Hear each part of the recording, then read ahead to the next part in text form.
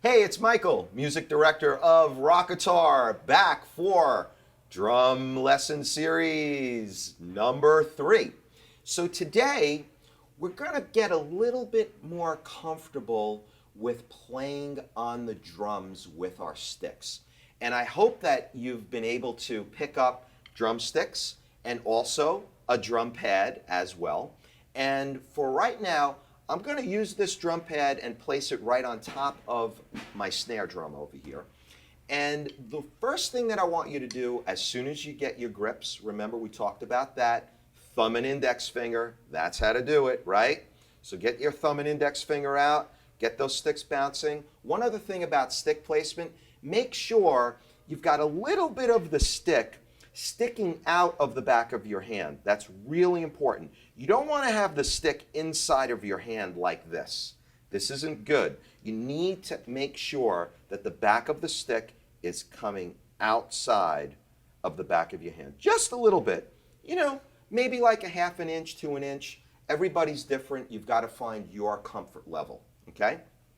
So once you've got your grips in place and you have your drum pad, you can sit at your kitchen table or on the couch, put your pad on your lap wherever you're comfortable, or if you have a drum set, great, just sit on your drum throne right in front of your snare drum, and you could put your pad on your snare drum, or you could just play on your snare drum. I'm going to play on the pad for right now, and then I'll take the pad away and play on the snare drum as well.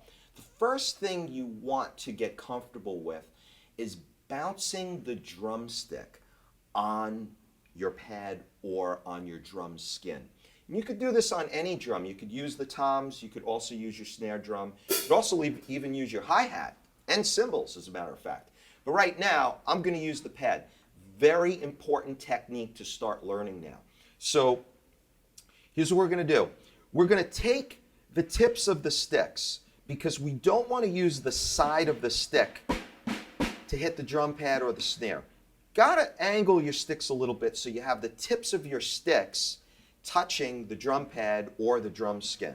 And what we're going to do is we're going to bounce each stick. So we're going to take our right hand, raise it up, and remember, as we go through these lessons, I'm going to talk about and repeat myself on some very important techniques like using your wrist. Your wrist is extremely important when you play the drums. If you're playing drums and you see your arms going up and down, not good. Sometimes if you got to reach to cymbals, yeah, but you want to be able to use your wrists. That's where the power is. Your thumb and your index finger and using your wrists to get those sticks to bounce off the skins. So let's try a bouncing exercise now. I always love to do this. We're going to raise our right stick and just let the stick kind of bounce on the pad. Let's do the same with our left. Just bounce those sticks. Now I have my pinky and my ring finger loose right now, as you could see. I'm really not using my two fingers in the back, but I do have my middle finger guiding me. My middle finger is the finger underneath that you can't see when I have my hands turned the right way to play. And that middle finger is guiding the stick. It's helping me. It's helping the bounce on the stick. So let's keep bouncing, bouncing on the pad, bouncing on the pad. Make sure the tip of the stick is bouncing. If it's not bouncing and it's just kind of hitting the pad like this, you're pressing a little bit too hard. So you want to let that stick to bounce, and you want to also make sure that you're gripping that stick with your thumb and your index finger while the stick is bouncing. It's kind of like a little bit of a hinge, really. It's kind of like a hinge. That stick could bounce. You could hold those sticks tight with your thumb and your index finger, and that stick is still going to bounce. Okay, so don't worry about the grip. What you don't want to do is just have the stick really loose in your hand, and letting it bounce loosely. Not good. You want to use your power grips. You want to use your thumb and your index finger to let those tips bounce. Okay, I'm going to take away the drum pad, put it on my floor tom-tom for right now. Let's try bouncing on the snare skin.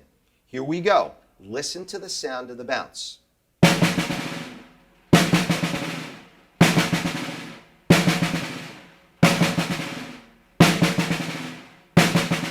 It's almost like if you drop a basketball or a bouncy ball on the floor and don't pick it up, and it just starts to bounce and bounce and bounce and bounce and bounce and get really, really fast, and then all of a sudden it stops, just like the tip of a drumstick. Watch again.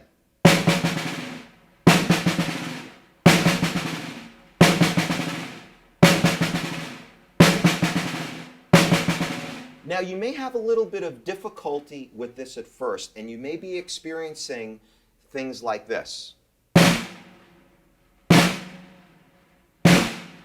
If that's happening, it's okay.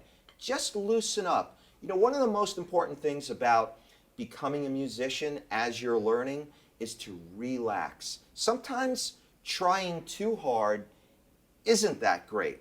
Sometimes you've got to lay back. Sometimes you've got to relax. Take a deep breath. Try again. And just let yourself go.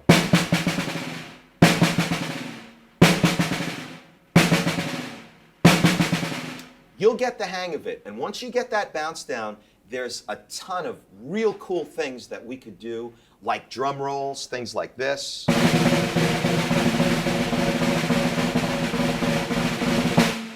Things like this. Those are different types of rudiments that we'll be talking about. So for now, I hope you had fun. Keep on bouncing your sticks.